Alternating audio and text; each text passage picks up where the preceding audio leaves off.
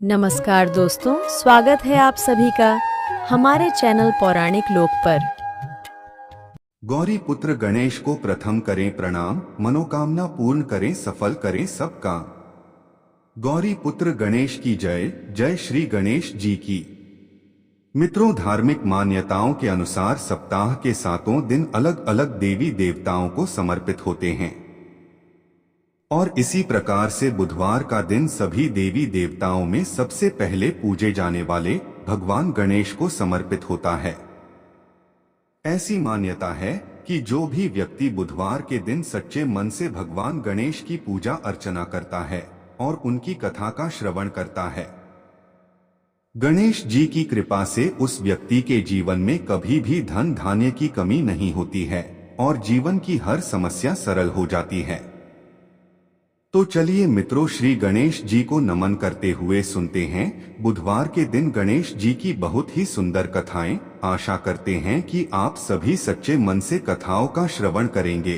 तो पहली कथा इस प्रकार शुरू होती है। एक समय की बात है, समतापुर नगर में मधुसूदन नामक एक व्यक्ति रहता था।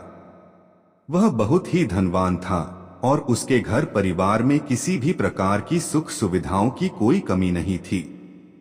मधुसूदन का विवाह बलरामपुर नामक नगर की एक सुंदर और सुशील कन्या संगीता से संपन्न हुआ था। एक बार मधुसूदन अपनी पत्नी को लेने बुधवार के दिन बलरामपुर गया हुआ था।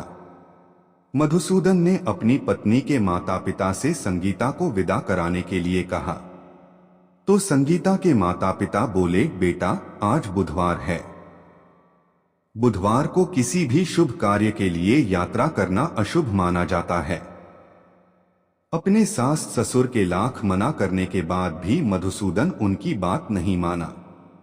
उसने कहा कि माता पिताजी, मैं ऐसी शुभ अशुभ की बातों को बिल्कुल भी नहीं मानता हूं। और ऐसा कहकर मधुसूदन और उसकी पत्नी दोनों ने बैलगाड़ी से यात्रा प्रारंभ की। जैसे ही 2 कोस की यात्रा संपन्न हुई तो उसकी बैलगाड़ी का एक पहिया टूट गया।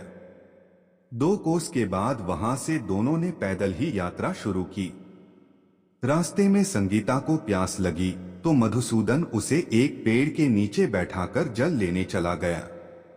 थोड़ी देर बाद जब मधुसूदन कहीं से जल लेकर वापस आया तो वह बुरी तरह हैरान हो उठा, क्योंकि उसकी पत्नी के पास उसकी ही शक्ल सूरत का एक दूसरा व्यक्ति बैठा था। संगीता भी मधुसूदन को देखकर हैरान रह गई। वह दोनों में कोई अंतर नहीं कर पाई। मधुसूदन ने उस व्यक्ति से पूछा, तुम कौन हो और मेरी पत्नी के पास क्यों बैठे हो? मधुसूदन की बात सुनकर उस व्यक्ति ने कहा, अरे भाई, यह मेरी पत्नी संगीता है। मैं अपनी पत्नी को ससुराल से विदा कराकर लाया हूं। लेकिन तुम कौन हो जो मुझसे ऐसा प्रश्न कर रहे हो? मधुसूदन ने कहा, तुम जरूर कोई चोर या ठग हो। यह मेरी पत्नी संगीता है। मैं इसे पेड़ के नीचे बैठाकर जल लेने गया था। इस पर उस व्यक्ति ने कहा, अरे भाई, झूठ तो तुम बोल रहे हो। संगीता को प्यास लगने पर जल लेने तो मैं गया था। मैंने तो जल लाकर अपनी पत्नी को पिला भी दिया है। अब तुम चुपचाप यहां से चलते बनो, नहीं तो किसी सिपाही को बुलाकर तुम्हें पकड़वा दूंगा। दोनों एक दूसरे से लड़ने लगे। उन्हें लड़ते देख बहुत से लोग वहां एकत्र हो गए। नगर के कुछ सिपाही भी वहां आ गए। सिपाही उन दोनों को पकड़कर राजा के पास ले गए। सारी कहानी सुनकर राजा भी कोई निर्णय नहीं कर पाया। संगीता भी उन दोनों में से अपने वास्तविक पति को नहीं पहचान पा रही थी। राजा ने दोनों को कारागार में डाल देने के लिए कहा। राजा के फैसले पर असली मधुसूदन भयभीत हो उठा। तभी आकाशवाणी हुई, मधुसूदन, तूने संगीता के माता पिता की बात नहीं मानी और बुधवार के दिन अपनी ससुराल से प्रस्थान किया। यह सब भगवान बुधदेव के प्रकोप से हो रहा है। मधुसूदन ने भगवान बुधदेव से प्रार्थना की कि हे भगवान बुधदेव, मुझे क्षमा कर दीजिए। मुझसे बहुत बड़ी गलती हुई। भविष्य में अब कभी बुधवार के दिन यात्रा नहीं करूंगा और सदैव बुधवार को आपका व्रत किया करूंगा। मधुसूदन के प्रार्थना करने से भगवान बुद्धदेव ने उसे क्षमा कर दिया। तभी दूसरा व्यक्ति राजा के सामने से गायब हो गया। राजा और दूसरे लोग इस चमत्कार को देख हैरान हो गए। भगवान बुद्धदेव की इस अनुकंपा से राजा ने मधुसूदन और उसकी पत्नी को सम्मानपूर्वक विदा किया। कुछ दूर चलने पर रास्ते में उन्हें बैलगाड़ी मिल गई। बैलगाड़ी का टूटा हुआ पहिया भी जुड़ा हुआ था। दोनों उसमें बैठकर समतापुर की ओर चल दिए। मधुसूदन और उसकी पत्नी संगीता दोनों बुधवार को व्रत करते हुए आनंदपूर्वक जीवन यापन करने लगे।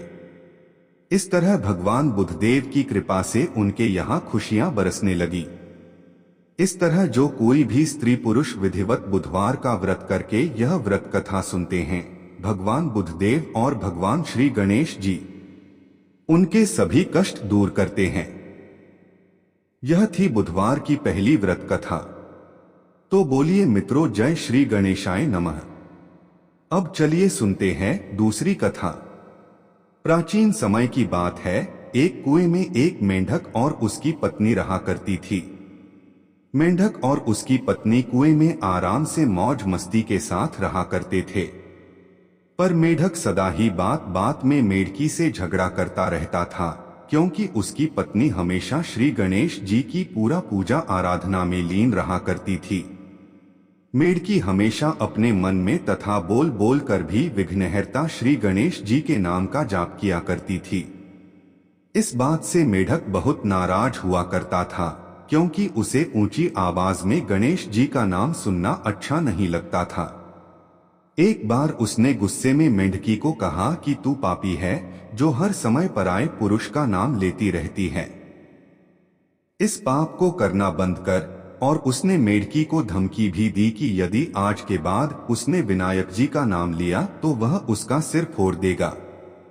एक दिन की बात है, कुएं पर राजा की दासी पानी लेने के लिए आता है, और जैसे वह कुएं में अपना बर्तन डालता है तो बर्तन में पानी के साथ साथ दोनों मेंढक और उसके पत्नी भी बाहर जाती है। अब दासी कुएं पर पानी भर के वह पानी के साथ साथ मेंढक मेढकी को भी घर ले जाती है और एक बर्तन में पानी गर्म करने के लिए तैयारी करती है।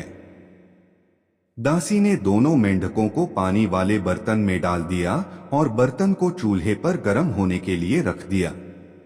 वह पानी तालाब से लाया गया था, इसलिए वह थोड़ा गंदा था और दासी को उसमें मेंढक मेढकी दिखाई नहीं दिए। जैसे जैसे पानी गर्म होने लगा, दोनों मेंढक मेढकी का शरीर जलने लगा। इस पर मेंढक की पत्नी ने मन ही मन श्री गणेश जी की पूजा अर्चना और नाम जाप शुरू कर दिया। मेढकी को यह विश्वास था कि भगवान गणेश उसकी सहायता अवश्य करेंगे। अचानक ऐसा चमत्कार हुआ कि पानी चाहे कितना भी गर्म हो रहा था, लेकिन मेढकी को कुछ भी महसूस नहीं हो रहा था। लेकिन इसके विपरीत उसने अपने पति से कहा, क्या तुम्हें सच में जलन हो रही है? मेंढक ने जवाब दिया, हाँ मुझे बहुत जलन हो रही है, क्योंकि पानी धीरे धीरे बहुत गर्म होता जा रहा था। अपने पति की ऐसी दशा देखकर पत्नी ने सलाह दी, तुम भी जल्दी से श्री गणेश जी का नाम जाप करना शुरू करो, देखना गणेश जी की कृपा से तुम्हें भी आराम मिलेगा। जान बचाने के लिए मेंढक ने भी श्री गणेश जी की पूजा शुरू कर दी और दोनों पानी में रहकर श्री गणेश जी की भक्ति में लीन हो गए। उनकी भक्ति से प्रसन्न होकर श्री गणेश एक बछड़े के रूप में प्रकट हुए और मिट्टी के बर्तन को लात मारकर गिरा दिया, जिससे गर्म पानी बाहर फैल गया और दोनों मेंढक मेढकी की जान बच गई। अब तो दोनों मेंढक खुशी खुशी तालाब में लौट गए और उस दिन से अब वे अपना हर दिन भगवान गणेश की पूजा अर्चना में बिताने लगे और वे दोनों श्री गणेश जी के बड़े भक्त बन गए। कथा समाप्त हुई तो बोलिए गजानन महाराज की जय हो। हे गणेश जी महाराज, जैसा सुख आपने मेढक और मेढकी को दिया वैसा ही सुख सबको देना। कथा समाप्त हुई। बोलिए मित्रों, विघ्नहर्ता श्री गणेश की जय हो गजानन महाराज की। अब सुनते हैं तीसरी कथा। एक नगर में एक मालिन रहती थी। उस मालिन का एक अत्यंत ही सुंदर पुत्र था, परंतु किसी बीमारी के कारण उसके पति का स्वर्गवास हो गया था और अब वो अपने पुत्र और सास के साथ रहा करती थी। उस मालिन की सास अत्यंत ही कठोर हृदय की स्त्री थी और सदा ही अपनी बहू को कष्ट और पीड़ा देती थी। और इसी प्रकार से एक दिन सास ने गुस्से में आकर अपनी बहू और पोते को घर से निकाल दिया। कोई आश्रय न होने के कारण वे दोनों रोते चलते चलते एक जंगल में जा पहुंचे और वहां एक बड़े पेड़ के नीचे बैठ गए। वहां से थोड़ी दूर पर एक गणेश जी का मंदिर था। इस मंदिर में बहुत लोग रोज गणेश जी के दर्शन करने आते थे। सभी भक्त दर्शन करके गणेश जी को प्रसाद चढ़ाते और फिर वही प्रसाद सबको बांट देते थे। इसी प्रकार से गणेश जी के प्रसाद से माँ और बेटे का गुजारा होने लगा। गणेश जी की कृपा के कारण अब तो दोनों माँ बेटे गणेश जी की पूजा पाठ में लग गए। एक दिन उन्होंने सोचा कि क्यों न हम भी जंगल से फूल लाकर बेचें। और इस प्रकार से वे रोज जंगल से फूल लाकर उसकी माला बनाकर बेचने लगे, साथ में पूजा की सामग्री और प्रसाद भी बेचने लगे। इससे उनकी आमदनी होने लगी और धीरे धीरे गणेश जी की कृपा से आमदनी बढ़ने भी लगी। जल्दी ही उन्होंने अपना एक मकान और एक दुकान बना लिया। उस नगर के राजा की लड़की मंदिर में रोज पूजा करने आती थी। वो मालिन के बेटे को देखकर राजकुमारी उस पर मोहित हो गई और उससे विवाह करने की सोचने लगी। जब राजा की बेटी ने अपनी भाभी से मन की बात कही तो उसकी भाभी ने कहा, यह तो मामूली मालिन का बेटा है और तुम एक राजा की बेटी हो। यदि तुमने उससे विवाह किया तो हमारी बहुत बेइज्जती होगी। पर राजकुमारी अपनी बात पर अड़ी रही। उसने कहा, मैंने तो प्रतिज्ञा कर ली है कि विवाह उसी से ही करूंगी। और इस प्रकार भाभी ने घर जाकर सारी बात राजा को बता दी। राजा ने पुत्री की खुशी के लिए मना नहीं किया और विवाह के लिए तैयार हो गए। उन्होंने बड़े धूमधाम से बेटी का विवाह मालिन के बेटे के साथ कर दिया। मालिन ने सबसे पहले बेटे भू को गणेश जी के मंदिर में ले जाकर पूजा पाठ करवाया और गणेश जी का आशीर्वाद दिलवाया। इसके बाद पूरे नगर में यह बात फैल गई कि गणेश जी की पूजा करने से सब दुख कष्ट दूर हो जाते हैं। यह बात सुनते ही नगर के सभी लोग मंदिर आने लगे। मालिन और उसके बेटे की बिक्री और बढ़ गई। उधर उसकी सास के बुरे दिन आ गए। अन्नदाता उससे रूठ गए और वह भूखों मरने लगी। एक दिन वह रोती धोती उसी गणेश जी के मंदिर में आ पहुंची। वहां वह मालिन के बेटे से बोली, मैं भूखी हूं, मुझे रोटी पड़ा दे दो बेटा, इसके बदले मैं तुम्हारा सारा काम कर दूंगी। लड़के को दया आ गई और उसे काम पर रख लिया, पर उसने अपनी दादी को नहीं पहचाना। जब मालिन घर आई तो उसने सास को पहचान लिया। वह सास से बोली, सासू जी आप यहाँ कैसे? सास ने पोते की तरफ इशारा करके कहा, मेरी इस सेठ के यहाँ नौकरी लग गई है। बहू बोली, यह आपका पोता है और यह घर भी आपका ही है, यह दुकान भी आपकी ही है।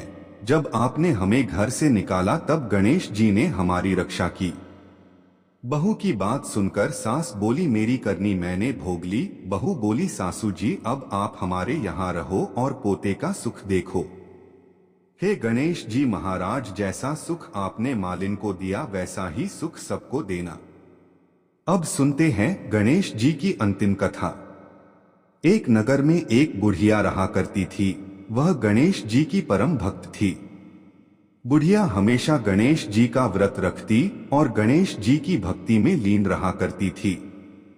एक दिन गणेश जी प्रकट हुए और उससे बोले कि मैं तुम्हारी सच्ची भक्ति और निष्ठा भाव से अत्यंत ही प्रसन्न हूँ। तुम जो चाहो मांग लो, आज तुम्हारी हर मन की मुराद पूरी होगी।